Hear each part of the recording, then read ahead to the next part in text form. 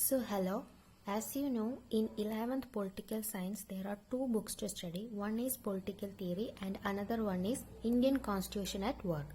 അപ്പോൾ ഫസ്റ്റ് ചാപ്റ്ററായ പൊളിറ്റിക്കൽ തിയറിയുടെ പൊളിറ്റിക്കൽ തിയറി ആൻഡ് ഇൻട്രൊഡക്ഷൻ എന്ന ചാപ്റ്ററാണ് സ്റ്റാർട്ട് ചെയ്യുന്നത്.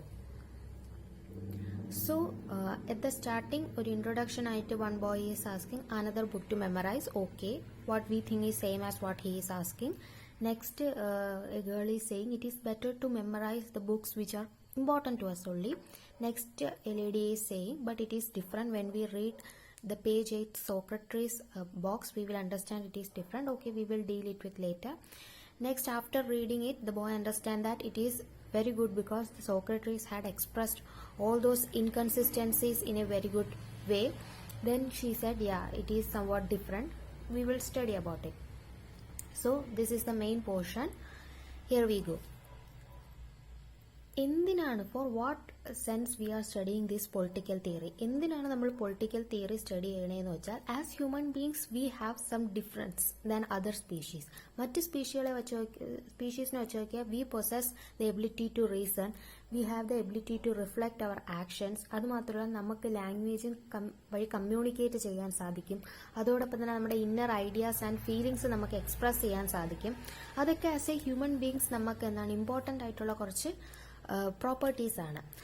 അതോടൊപ്പം നമ്മൾ ഈ പൊളിറ്റിക്കൽ തിയറി എന്തിനാണ് പഠിക്കുന്നതെന്ന് വെച്ചാൽ this political theory analysis certain questions such as how the society should be organised, why do we need A government, which form of government, that means government is of mainly two type, one is monarchical form and another is democratic form. അപ്പോൾ ഇതിന് ഏത് form of government ആണ് best, does this law limit our freedom? These are some questions which we are dealing with it with this political theory. Not only that, what state ought to citizen, that means what should state want to give to its citizen, and as citizens what we ought to each other, what we want to give to each other as citizens. So these are some questions.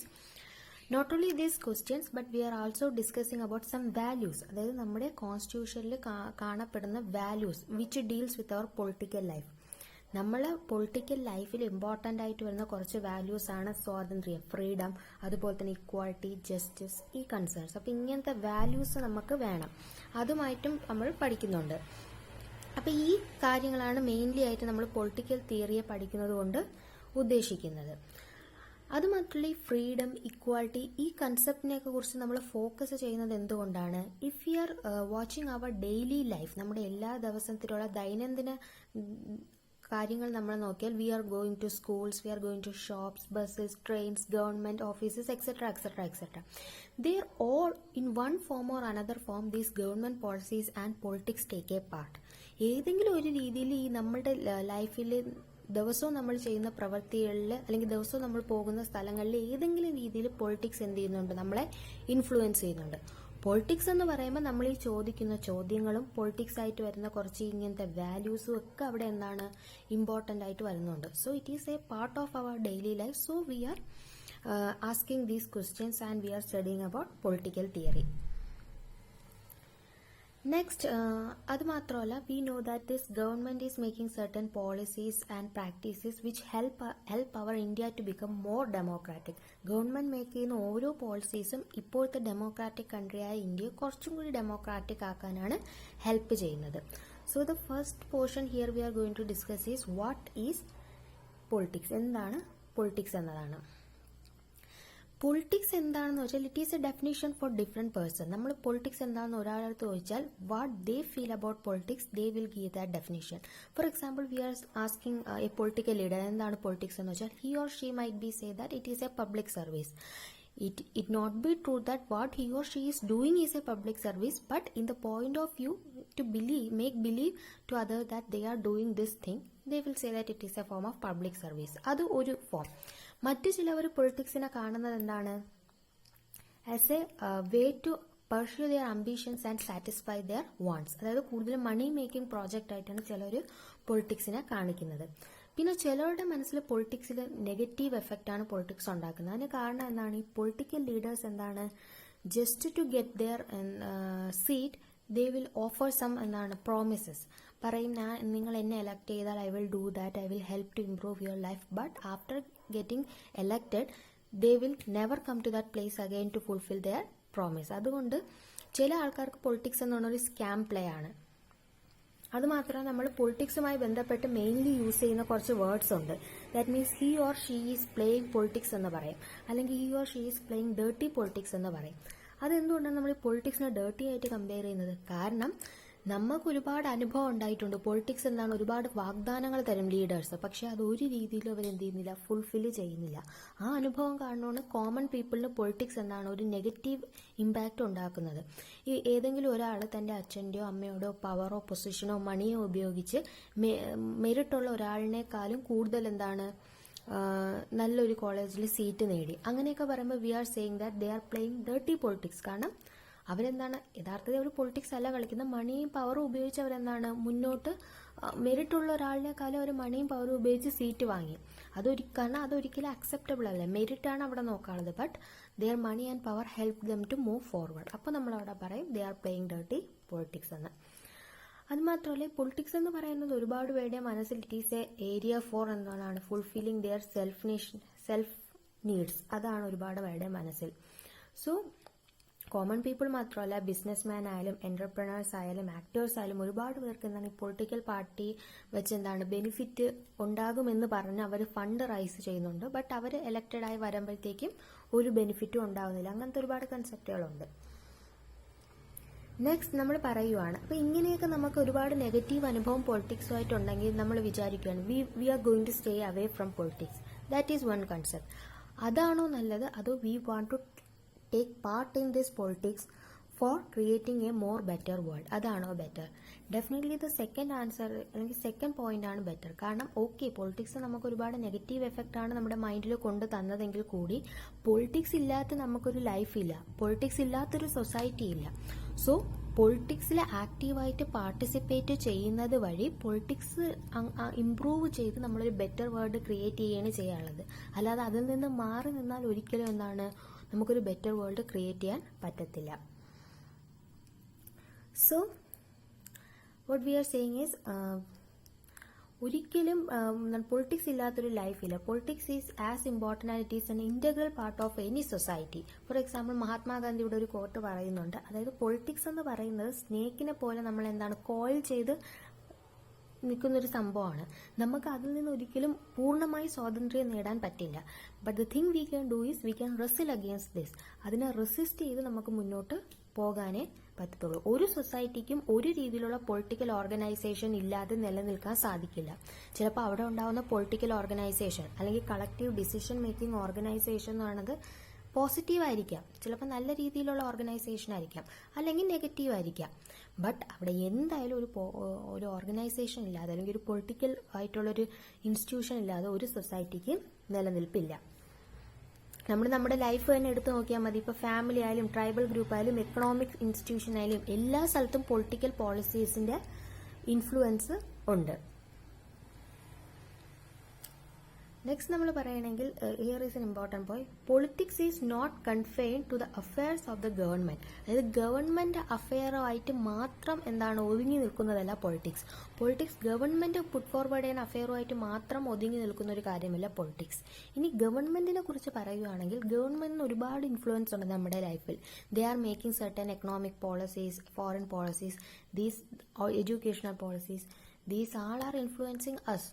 If the government is corrupted one, it is influencing us in a negative way. If the government is good one, it is influencing us in a positive way. ആ ഒരു huge difference ഉണ്ട്, but it is definitely influencing us. For example, violent ആക്ടിവിറ്റിയെ support ചെയ്യുന്ന ഒരു government ആണെങ്കിൽ അവിടെ എന്തുണ്ടാവും, സ്കൂൾസും കോളേജസും ഹോസ്പിറ്റൽസും ഒക്കെ ഷട്ട് ഡൗൺ ആവും.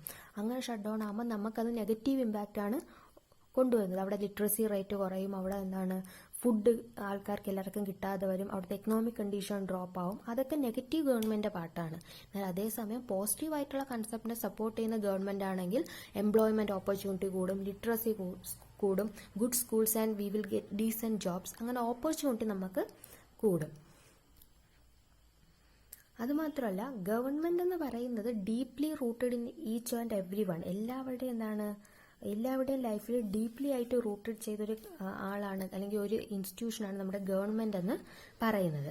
അതുകൊണ്ട് അതുമാത്രമല്ല ഗവൺമെന്റ് പുട്ട് ഫോർവേഡ് ചെയ്യുന്ന പോളിസികൾക്ക് എതിരെ നമുക്കിപ്പോൾ ആ പോളിസിയോട് എഗ്രി ചെയ്യാൻ പറ്റുന്നില്ലെങ്കിൽ we will protest against it. അല്ലെങ്കിൽ നമുക്ക് എന്തെങ്കിലും ഡിമാൻഡ്സ് ഗവൺമെന്റിനോട് പറയണമെങ്കിൽ we will make association, we will organise campaigns to articulate our demands. ഗവൺമെന്റിലേക്ക് നമ്മുടെ ഡിമാൻഡ്സ് എത്തിക്കാൻ. അപ്പം ഓരോ ഗവൺമെന്റ് പോളിസീസും അല്ലെങ്കിൽ ഓരോ റെപ്രസെന്റേറ്റീവ് എടുക്കുന്ന ഡിസിഷനെ നമ്മൾ ന്യൂസ് ചാനലിലൊക്കെ കാണുന്നുണ്ട്. ദിവസവും ഡിബേറ്റ് ആൻഡ് ഡിസ്കഷൻസ് നടക്കുന്നുണ്ട് ലീഡേഴ്സിന്റെ ഇടയിൽ. ഇത് ഓരോരുത്തരും കൊണ്ടുവരുന്ന പോളിസീസിനെ അവർ ഡിസ്കസ് ചെയ്യുകയാണ് ചെയ്യുന്നത്. In one way it is a very good method to improve our policy. കാരണം ഓരോരുത്തരും അവരുടേതായിട്ടുള്ള വ്യൂ പോയിന്റ് ഡിസ്കസ് ചെയ്താൽ മാത്രമേ യഥാർത്ഥ പൊളിറ്റിക്സിന്റെ എസെൻസ് അല്ലെങ്കിൽ യഥാർത്ഥ ആ പോളിസിയുടെ ഇമ്പോർട്ടൻസ് എന്താണെന്നുള്ളത് മനസ്സിലാക്കാൻ സാധിക്കൂ. അത് വെച്ച് മാത്രമേ എക്സിസ്റ്റിംഗ് പോളിസിയിൽ എന്തെങ്കിലും മിസ്റ്റേക്ക് ഉണ്ടെങ്കിൽ ഗവൺമെന്റിന് തിരുത്താൻ സാധിക്കുകയുള്ളൂ. So that are different things. ഇനി നമ്മൾ മൊത്തത്തിൽ പറഞ്ഞാൽ പൊളിറ്റിക്സിന് മെയിൻലി 2 ലെവലാണ് നമ്മുടെ സൊസൈറ്റിയിൽ പൊളിറ്റിക്സിന് ഉള്ളത്. മെയിൻ ആയിട്ട് പറഞ്ഞാൽ ഒന്നാമത്തെ ലെവൽ എന്ന് പറയുന്നത് at one level it involves the government, what the government is doing and how that thing is affecting related to the aspiration of people. ജനങ്ങളുടെ ആവശ്യങ്ങളുമായിട്ട് ഗവൺമെന്റ് ചെയ്യുന്ന പ്രവർത്തികൾ എങ്ങനെ റിലേറ്റ് ചെയ്യുന്നു, അതൊരു ലെവൽ. രണ്ടാമത്തെ ലെവൽ എന്ന് പറയുന്നത് എങ്ങനെയാണ് ഗവൺമെന്റ് കൊണ്ടുവരുന്ന പോളിസികളിൽ പീപ്പിൾ സ്ട്രഗിൾ ചെയ്യുന്നതും പീപ്പിളിന്റെ ആ സ്ട്രഗിൾ എങ്ങനെയാണ് ഗവൺമെന്റ് ഡിസിഷൻ മേക്കിങ്ങിനെ എത്രത്തോളം ഇൻഫ്ലുവൻസ് ചെയ്യുന്നതും എന്ന ആ രണ്ടാമത്തെ കൺസെപ്റ്റ്. നെക്സ്റ്റ് എന്ന് പറയുന്നത് what do we study in political theory. Political തിയറിയിൽ നമ്മൾ എന്താണ് പഠിക്കുന്നത് എന്നുള്ളതാണ്. പൊളിറ്റിക്കൽ തിയറിയിൽ ഞാൻ നേരത്തെ പറഞ്ഞു, പൊളിറ്റിക്കൽ തിയറി നമ്മൾ കുറെ ക്വസ്റ്റ്യൻസ് അനാലിസ് ചെയ്യുന്നുണ്ട്. അതുപോലെ തന്നെ നമ്മൾ കുറെ വാല്യൂസിനെ കുറിച്ച് പഠിക്കുന്നുണ്ട്. ഈ പൊളിറ്റിക്കൽ തിയറി എന്ന് പറഞ്ഞാൽ ഈ ഫസ്റ്റ് ചാപ്റ്റർ എന്ന് പറഞ്ഞാൽ it is an introduction to balance 9 chapter. അടുത്ത ചാപ്റ്റർ എന്ന് പറഞ്ഞാൽ ഫ്രീഡം ആണ്, പിന്നെ ഇക്വാളിറ്റി ഉണ്ട്, റൈറ്റ്സ് ഉണ്ട്, അങ്ങനെ ഒരുപാട് ചാപ്റ്റർ കുറിച്ച് നമ്മൾ പഠിക്കുന്നുണ്ട്. ഇതെല്ലാം ഇമ്പോർട്ടൻറ്റ് വാല്യൂസിനെ കുറിച്ച് നമ്മൾ അനാലിസ് ചെയ്യുകയാണ്. അപ്പോൾ ഡെമോക്രസി, ഫ്രീഡം, ഇക്വാളിറ്റി ഈ കൺസെപ്റ്റുകളെ കുറിച്ചാണ് നമ്മൾ എന്ത് ചെയ്യുന്നത് പൊളിറ്റിക്കൽ തിയറിയിൽ പഠിക്കുന്നത്. Because these concept had inspired many people and it had led to the creation of many policies. Okay, ഇനി ഈ ഓരോ കൺസെപ്റ്റ് നമ്മൾ എടുത്താലും ഇക്വാളിറ്റി ഏത് കൺസെപ്റ്റ് എടുത്താലും ഓവർനൈറ്റിൽ അത് എമർജ് ചെയ്തതല്ല. ഒരുപാട് നാളത്തെ ഡിസ്കഷൻ ആൻഡ് ഡിബേറ്റിനെ ബേസ് ചെയ്ത് വന്നതാണ് ഈ ഓരോ കൺസെപ്റ്റും. കൗട്ടില്യ മുതൽ Aristotle, Rousseau, Karl Marx, Mahatma Gandhi, BR Ambedkar ഇവരുടെ കാലഘട്ടങ്ങൾ മുതലേ ഈ കൺസെപ്റ്റുകൾ ഡിസ്കസ് ചെയ്ത് വന്നതാണ്. എക്സാമ്പിൾ നമ്മൾ പറയുകയാണെങ്കിൽ 5th century BC Plato and Aristotle ഏത് ഫോം ഓഫ് ഗവൺമെന്റ് ആണ്, മൊണാർക്കി ആണോ ഡെമോക്രസി ആണോ ബെറ്റർ എന്ന ഡിസ്കഷൻ അപ്പോഴേ തുടങ്ങിയായിരുന്നു. അപ്പോൾ ഈ കൺസെപ്റ്റുകൾ എവിടെ നിന്നാണ് വന്നതെന്ന് വെച്ചാൽ റൂസോ ആണ് ഫ്രീഡത്തിന്റെ കൺസെപ്റ്റ് ഫണ്ടമെന്റൽ റൈറ്റ് ആയിട്ട് കൊണ്ടുവന്നത്. അടുത്ത കാൾ മാക്സ് ആണ് ഇക്വാളിറ്റിയുടെ കൺസെപ്റ്റ് ഫ്രീഡത്തിനെ പോലെ ഇമ്പോർട്ടന്റ് ആണെന്ന് പറഞ്ഞത് കൊണ്ടുവന്നത്. പിന്നെ ജെനുവിൻ ഫ്രീഡം അല്ലെങ്കിൽ സ്വരാജിന്റെ ആ ഒരു കാര്യം അതിനെക്കുറിച്ച് നല്ല കറക്റ്റ് മീനിങ് ഹിന്ദു സ്വരാജ് എന്ന ബുക്കിൽ നമ്മുടെ മഹാത്മാഗാന്ധി എഴുതിയിട്ടുണ്ട്. അതുപോലെ തന്നെ ഷെഡ്യൂൾഡ് കാസ്റ്റ് പോലുള്ള കാസ്റ്റുകാർ ഒരുപാട് ഡിസ്ക്രിമിനേഷൻ അനുഭവിക്കുന്നുണ്ട്. അവരെ മൈനോറിറ്റി ആയിട്ട് കൺസിഡർ ചെയ്യണമെന്നും അവരെ സേഫ് ആക്കാൻ ചില സ്പെഷ്യൽ പ്രൊട്ടക്ഷൻ അവർക്ക് കൊടുക്കണമെന്നതും ആ ഒരു നീഡായിട്ട് വന്നത് ഡോക്ടർ അംബേദ്കർ ആണ്. അപ്പൊ ഇവർ കൊണ്ടുവന്ന ഈ എല്ലാ കാര്യങ്ങൾക്കും ഇമ്പോർട്ടൻസ് ഉള്ളത് കൊണ്ടാണ് നമ്മുടെ കോൺസ്റ്റിറ്റ്യൂഷൻ അതിനെ സപ്പോർട്ട് ചെയ്യുന്നത്. ഫോർ എക്സാമ്പിൾ നമ്മൾ പറയുവാണെങ്കിൽ നമ്മുടെ പ്രിയാമ്പിളിൽ ഫ്രീഡത്തിനും ഈക്വാളിറ്റിയും കുറിച്ച് നമ്മുടെ ഇന്ത്യൻ കോൺസ്റ്റിറ്റ്യൂഷനിൽ പറയുന്നുണ്ട്. അതുപോലെ തന്നെ ഇന്ത്യൻ കോൺസ്റ്റിറ്റ്യൂഷനിലുള്ള ചാപ്റ്റർ ഓൺ റൈറ്റ്സ് എല്ലാ രീതിയിലുള്ള അൺടച്ചബിലിറ്റി പോലുള്ള ഡിസ്ക്രിമിനേഷനെ അബോളിഷ് ചെയ്യുന്നുണ്ട്. ഗാന്ധിയൻ പ്രിൻസിപ്പൾസ് നമ്മുടെ ഡയറക്റ്റീവ് പ്രിൻസിപ്പൾസിൽ ഇൻക്ലൂഡ് ചെയ്യുന്നുണ്ട്. ഇതൊക്കെ കാരണം ഈ എല്ലാ ഐഡിയകളും ഇമ്പോർട്ടൻ്റ് ആണ് ഒരു ഡെമോക്രാറ്റിക് കൺട്രിയിൽ. അതുകൊണ്ടാണ് ഇവരുടെ ഈ ഐഡിയകളെ നമ്മുടെ ഇന്ത്യൻ കോൺസ്റ്റിറ്റ്യൂഷനിൽ ഇൻക്ലൂഡ് ചെയ്യുന്നത്. നെക്സ്റ്റ് നമ്മൾ പറയുകയാണെങ്കിൽ പൊളിറ്റിക്കൽ തിയറി എന്ന് പറയുന്നത് it also helps to clarify the meaning of these concept. എന്താണ് ഫ്രീഡം, എന്താണ് ഇക്വാളിറ്റി, എന്താണ് ജസ്റ്റിസ്, എന്താണ് ഡെമോക്രസി, സെക്യുലറിസം എന്താണ്, ഈ കാര്യങ്ങളെയൊക്കെ കുറിച്ച് ഇതിന്റെ മീനിങ് യഥാർത്ഥത്തിൽ എന്താണെന്ന് നമുക്ക് മനസ്സിലാക്കി തരുന്നുണ്ട്. അതുപോലെ തന്നെ എന്താണ് ലോയുടെ സിഗ്നിഫിക്കൻസ് നമ്മുടെ ലൈഫിൽ, അതുപോലെ തന്നെ സെപ്പറേഷൻ ഓഫ് പവേഴ്സ് എന്തിനാണ്, ജുഡീഷ്യൽ റിവ്യൂ എന്താണ്, ഇതിനെയൊക്കെ കുറിച്ച് എന്ത് ചെയ്യുന്നുണ്ട് നമ്മളുടെ അടുത്ത് പറഞ്ഞു തരുന്നുണ്ട്. പിന്നെ ഇവിടെ പറയുന്നുണ്ട് റൂസോ, മാർക്സ്, ഗാന്ധിയൻ ഐഡിയാസ് ഒക്കെ നമ്മുടെ കോൺസ്റ്റിറ്റ്യൂഷനിൽ ഇൻക്ലൂഡ് ചെയ്തിട്ടുണ്ട്. ബട്ട് ഇവരൊന്നും ഒരിക്കലും ഒരു പൊളിറ്റീഷ്യൻസ് ആയിരുന്നില്ല. പക്ഷേ ഇവരുടെ കൺസെപ്റ്റുകൾ ഭാവിയിൽ വരുന്ന പൊളിറ്റീഷ്യൻസും ഇപ്പോൾ നിലനിൽക്കുന്നവരും ഇതിനു മുമ്പേ ഉണ്ടായിരുന്ന പൊളിറ്റീഷ്യൻസും യൂസ് ചെയ്യുന്ന അത്രയും ഇമ്പോർട്ടന്റ് ആയിട്ടുള്ള കൺസെപ്റ്റുകളാണ്. നെക്സ്റ്റ് നമ്മളൊരു ക്വസ്റ്റ്യൻ അനാലിസ് ചെയ്യാൻ പോവാണ്. We know that India is A democratic country and we got freedom from the Britishers. പക്ഷെ നമുക്ക് പറയാൻ പറ്റുമോ ടോട്ടലി ഇന്ത്യയിൽ ഫുൾ എല്ലാ സ്ഥലത്തും ഫ്രീഡവും ഇക്വാളിറ്റി ഉണ്ടെന്ന്? ഒരിക്കലുമില്ല. ഇപ്പോഴും ഇന്ത്യയിൽ ഫ്രീഡവും ഇക്വാളിറ്റി എന്ന് പറയുന്ന കൺസെപ്റ്റിൽ ഒരുപാട് സ്ട്രഗിൾ നടക്കുന്നുണ്ട്. അതിന് കാരണമെന്ന് പറഞ്ഞാൽ നമുക്ക് പല സ്പിയേഴ്സ് ഉണ്ട്. സോഷ്യൽ സ്പിയേഴ്സ് ഉണ്ട്, അതുപോലെ എക്കണോമിക് സ്പിയേഴ്സ് ഉണ്ട്, പൊളിറ്റിക്കൽ സ്പിയേഴ്സ് ഉണ്ട്. ഫോർ എക്സാമ്പിൾ, ഇപ്പം സോ കോൾഡ് ലോവർ കാസ്റ്റിലുള്ള ഒരാൾ, സോ കോൾഡ് അപ്പർ കാസ്റ്റിലുള്ള ഒരാൾ, ഇവർക്ക് രണ്ടുപേർക്കും ഒരു പ്രശ്നം ഉണ്ടാകുമ്പോഴത്തേക്കും ലോയിനെ ബേസ് ചെയ്ത് ഇവരെന്താണ് ഈക്വൽ ആണ്. ഇപ്പൊ ലോയിനെ ബേസ് ചെയ്ത് ഇവർക്ക് കൺസിഡറേഷൻ കിട്ടുന്നുണ്ട്. പക്ഷെ അതേ സമയത്ത് ഇവർ സോഷ്യൽ ആയിട്ടുള്ള ലൈഫിൽ ഇവർ എന്താണ് അപ്പർ കാസ്റ്റ് ലോവർ കാസ്റ്റ് എന്ന ഡിസ്ക്രിമിനേഷൻ അനുഭവിക്കുന്നുണ്ടാവും.